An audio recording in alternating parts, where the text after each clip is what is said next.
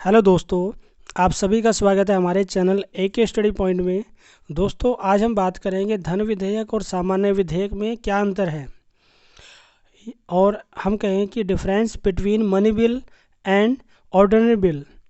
Generally हम देखते हैं कि धन विधेयक में क्या अलग अलग फीचर्स हैं, और हम देखते हैं फिर साधारण विधेयक है या सामान्य विधेयक भी बोलते हैं इसको, ठीक है ना।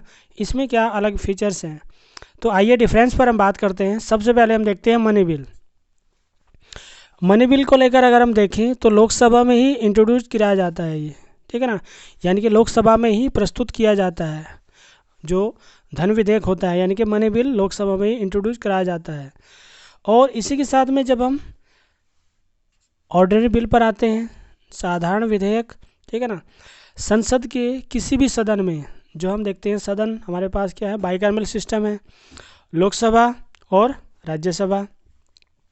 संसद के किसी भी सदन में, ठीक है ना, इसको इंट्रोड्यूस करा जाता है। लोकसभा में भी हो सकता है और राज्यसभा में भी हो सकता है, ठीक है ना, एनी हाउस। उसके बाद नेक्स्ट जो पॉइंट है हमारा, ठीक है ना, जब हम मनी बिल पर बात करते हैं, मनी बिल को जब प्रेजेंट किया जाता है तो उससे पहले प्रेसिडेंट की अनुमति लेनी होती है, ठीक है ना। या हम कहें कि मनी बिल जब लोकसभा में प्रस्तुत किया जाएगा तो राष्ट्रपति उस पर अपनी अप्रूवल देगा, अनुमति देगा, परमिशन देगा। और जब हम बात करते हैं कि साधारण विधेयक में क्या ऐसी कंडीशन है या नहीं, ऐसा ज़रूरी नहीं है, ठीक है ना। साधारण विधेयक को जब भी किसी भी हाउस में प्रस्तुत किया जाता है, चाहे वह लोकसभा में प्रस्तुत किया जाए, ठीक है ना, या फिर राज्यसभा में, तो राष्ट्रपति की अनुमति की कोई आवश्यकता ही नहीं होती है। उसके बाद हम देखते हैं कि जो हमारा मनी बिल है यानी कि धन विधेयक है, इसमें सर्वाधिक सबसे ज़्यादा जो अधिकार प्राप्त है, या हम कहें टोटली जो राइट्स हैं वो किसके पास है, ठीक है ना, लोकसभा को ही प्राप्त हैं सर्वाधिक अधिकार मनी बिल पर। और अगर हम देखें जो साधारण विधेयक होता है, ठीक है ना, साधारण विधेयक पर दोनों सदन, लोकसभा एंड राज्यसभा, ठीक है ना, दोनों को क्या है, इक्वल समान अधिकार प्राप्त हैं। तो एक स्पेशल फीचर्स ये है साधारण विधेयक की, दोनों को समान अधिकार दिए गए हैं। और जैसे हमने बात की मनी बिल यानी कि धन विधेयक पर स्पेशली लोकसभा को ये अधिकार दिए गए हैं। उसके बाद हम देखते हैं मनी बिल पर क्या जॉइंट सेशन ऑर्गेनाइज किया जा सकता है, या जॉइंट सेशन का प्रोविज़न है, प्रावधान है, नहीं है। जब हम देखते हैं धन विधेयक पर संयुक्त अधिवेशन जॉइंट सेशन का कोई भी प्रोविज़न नहीं है।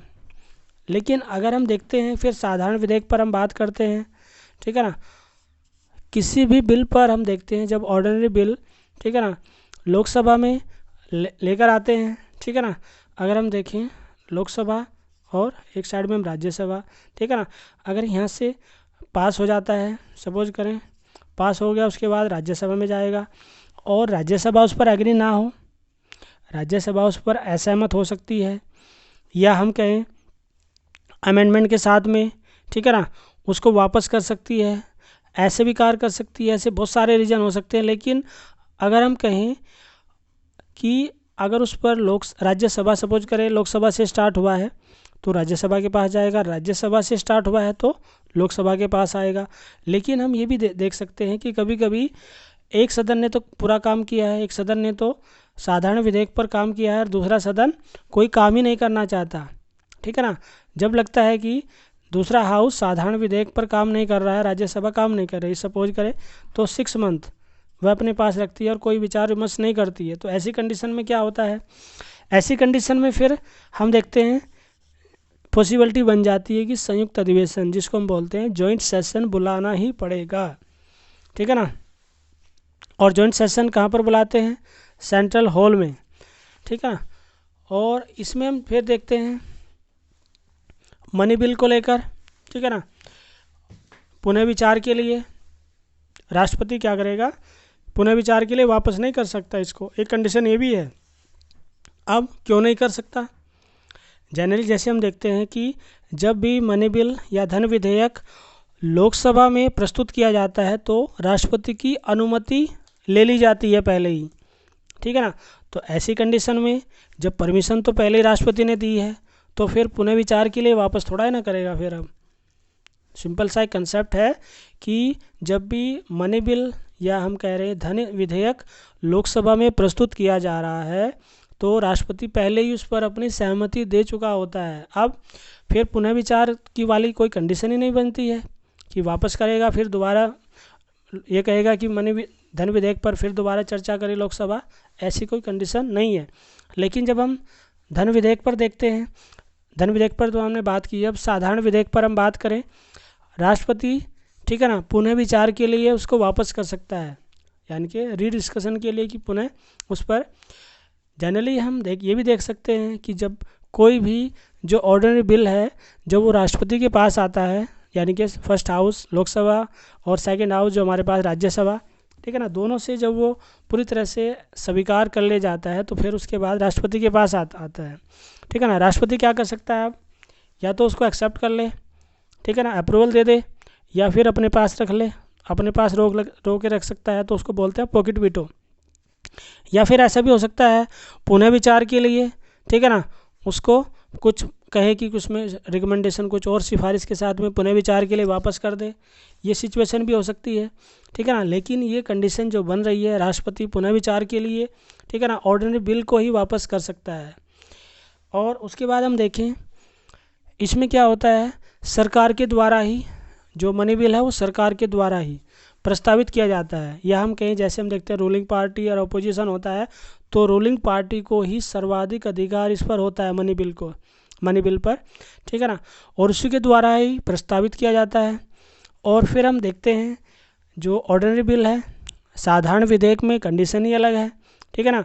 इसमें कोई भी सदस्य हो सकता है, किसी भी हाउस का, लोकसभा का भी कोई भी सदस्य हो सकता है, मंत्री हो सकता है, ठीक है ना, और राज्यसभा से भी कोई भी सदस्य हो सकता है, एनीबॉडी, ठीक है ना, किसी भी सदस्य के द्वारा उसको प्रस्तुत किया जा सकता है। एक कंडीशन ये है। फिर हम मनी बिल पर हम देखते हैं कि दूसरे सदन में, ठीक है ना, दूसरे सदन में जाने से पहले क्या होगा, दूसरे सदन में तो तभी जाएगा ना जब लोकसभा का अध्यक्ष उस पर अपनी, ठीक है ना, एक हम कहेंगे कि उसको प्रूव कर देगा या प्रमाणित कर देगा, ठीक है ना, कि यह धन विधेयक है, तो दूसरे सदन में तभी जाएगा। और फिर हम ये भी देखते हैं कि दूसरे सदन में, ठीक है ना, यहाँ पर तो दूसरे सदन में भेजा गया है और दूसरे सदन में भेजने से पहले अध्यक्ष ने उसको प्रमाणित भी किया है कि यहाँ दूसरे सदन में अब जाएगा। लेकिन दूसरे सदन में जब हम देखते हैं पहले उसने प्रमाणित कर दिया है और यहाँ पर क्या कंडीशन है कि लोकसभा का अध्यक्ष पहले से उसको प्रमाणित कर चुका होता है, ठीक है ना। और इसमें हम ये भी देखते हैं फिर अब मनी बिल को राज्यसभा कितने टाइम के लिए अपने पास रख सकती है, ठीक है ना। राज्यसभा किसी भी धन विधेयक को ओनली 14 डे, ठीक है ना, यानी कि 14 दिन ही अपने पास रोक सकती है। अगर वह 14 दिन से ज़्यादा का टाइम लगाती है, ठीक है ना, तो मनी बिल कंप्लीट मान लिया जाता है। एक कंडीशन ये भी है, ठीक है ना, लोकसभा को इतनी ज़्यादा पावर दी गई है जो हम देखते हैं मनी बिल से रिलेटेड। और फिर हम ये भी देखते हैं, फिर हम जब दूसरे हाउस में बात करें, ठीक है ना, कोई भी साधारण जो विधेयक होता है, ठीक है ना, उस पर हम कह सकते हैं 6 मंथ, 6 महीने के लिए वह अपने पास उसको रख सकता है। और 6 महीने से ज़्यादा का जब टाइम होता है तो राष्ट्रपति, ठीक है ना, ऐसी कंडीशन में फिर जॉइंट सेशन, ठीक है ना, हालांकि जॉइंट सेशन पर हमारा स्पेशल वीडियो है, तो जॉइंट सेशन को फिर बुलाता है, ठीक है ना। और ऐसी कंडीशन कई बार बनी है, बहुत सारे कह सकते हैं कई बार जॉइंट सेशन ऑर्गेनाइज हुए हैं, ठीक है ना, तो ऐसी सिचुएशन बन सकती है। तो हमने मनी बिल और जो ऑर्डिनरी बिल है यानी कि धन विधेयक और साधारण विधेयक के दोनों के बीच में जो डिफरेंस हैं, जो अंतर है, उस पर हमने डिस्कस किया है। और इसके बाद भी यदि आपकी कोई भी क्वेरी है तो आप कमेंट बॉक्स में मेंशन कीजिए। और इस वीडियो को यदि आपको अच्छा लगा है तो ज़्यादा से ज़्यादा लाइक कीजिए, शेयर कीजिए और एंजॉय कीजिए। Thanks for watching the video.